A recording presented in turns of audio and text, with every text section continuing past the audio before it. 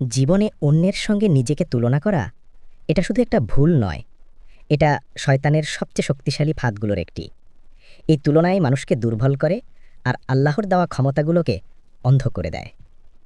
আজকের গল্পটা তাদের জন্য যারা মনে করেন আমি কারো মতো হতে পারি না।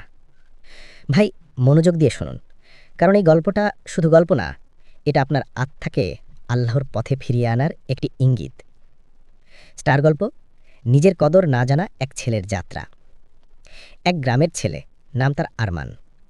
মনের দিক থেকে খুব নরম, পরিশ্রমী, কিন্তু একটা ভুল তার পুরো জীবন অন্ধকার করে রেখেছিল। সে সবসময় অন্যকে দেখে নিজের মূল্য কমিয়ে দিত। বন্ধু নাইম পড়াশোনায় সেরা, রুবেলের পরিবার ধনী, ফারহান খেলাধুলায় অসাধারণ। আরমান প্রতিদিনই নিজের মনে বলতো, আল্লাহ আমাকে এমন করলেন কেন? আমি কেন অন্যদের মতো নই? সে বুঝত না, যাকে যেভাবে বানিয়েছেন সেইভাবে বানিয়েছেন হিকমত নিয়ে। কারো রিজিক বেশি, কারো প্রতিভা বেশি, কারো কাজ ভিন্ন। এটাই তাকদীর। একদিন গ্রামে এলেন এক বৃদ্ধ আলেম, যাদের সবাই শ্রদ্ধা করে, কারণ তার চোখে ছিল নূর, কথায় ছিল শান্তির ছোঁয়া। আরমান তার সামনে গিয়ে কান্নার স্বরে বলল, চাচা, আমি এত চেষ্টা করি, তবু সবার চেয়ে পিছিয়ে পড়ি। আমি কি কখনো কাউকে টপকাতে পারবো না? আলেম হাসলেন, বললেন, তুমি কি কানুকে টপকাতে চাও, নাকি আল্লাহর দেওয়া ক্ষমতাটা চিনতে চাও? তারপর বললেন, আগামীকাল ভোরে নদীর ধারে এসো। আল্লাহর সৃষ্টি থেকে শিক্ষা। পরদিন নদীর পাড়ে দাঁড়িয়ে আলেম বললেন, মন দিয়ে দেখো, একদিকে ফল ভরা আম গাছ, একদিকে আকাশ ছোঁয়া তাল গাছ। তিনি বললেন, আম গাছ কি কখনো তাল গাছকে দেখে দুঃখ করে যে আমি কেন এত লম্বা না? আর তাল গাছ কি বলে, আমি কেন মিষ্টি ফল দিতে পারি না? আরমান শান্ত গলায় বলল, না, ওরা তো নিজেদের মতোই ভালো। আলেম বললেন, এটাই আল্লাহর হেকমত। তিনি কাউকে ফল দেওয়ার শক্তি দেন, কাউকে উঁচু দাঁড়িয়ে ছায়া দেওয়ার শক্তি দেন। তুমি কি জানো তোমাকে কোন শক্তি দিয়েছেন? না জানো বলেই তুলনা করো। তারপর তিনি নদীর দিকে ইশারা করলেন। মাছ সাঁতার কাটছে, উপর দিয়ে পাখি উড়ে যাচ্ছে।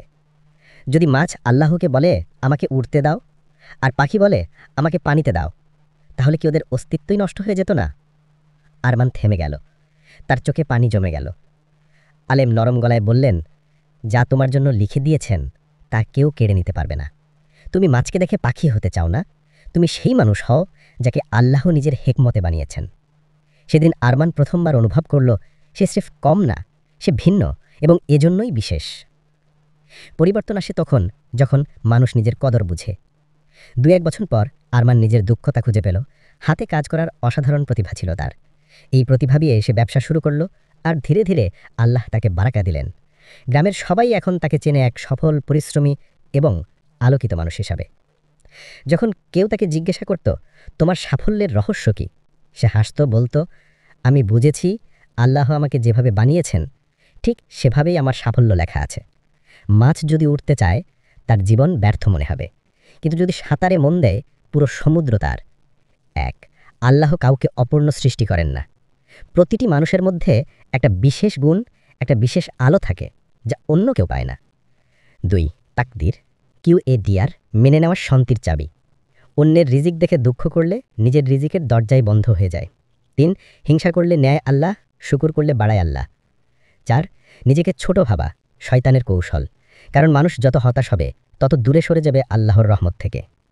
5, আল্লাহ বলেন, আমি মানুষের ক্ষমতার অতিরিক্ত চাপ দেই না। সূরা আল বাকারা 286।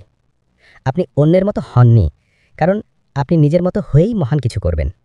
ভাই বোনেরা, মনে রাখবেন, সূর্য আর চাঁদ একসাথে আলো দেয় না, তবুও তাদের আলাদা সময়, আলাদা সৌন্দর্য, আলাদা উদ্দেশ্য আছে। যেভাবে আল্লাহ তাদের বানিয়েছেন, আপনাকেও তেমনি এক অনন্য উদ্দেশ্যে সৃষ্টি করা হয়েছে। নিজের পথ খুঁজুন আর আল্লাহর উপর ভরসা রাখুন, যা আপনার লেখা কেউ থামাতে পারবে না।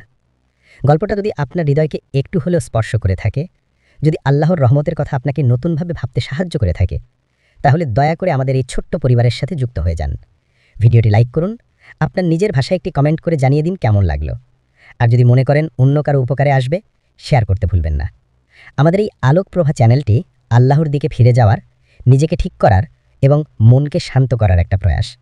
আপনাদের ভালোবাসা ও দোয়া নিয়ে আরও সুন্দর ভিডিও সামনে নিয়ে আসবো ইনশাআল্লাহ। ততক্ষণ পর্যন্ত আল্লাহ আপনাদের হিফাজতে রাখুন। পরের ভিডিওতে আবার দেখা হবে ইনশাআল্লাহ।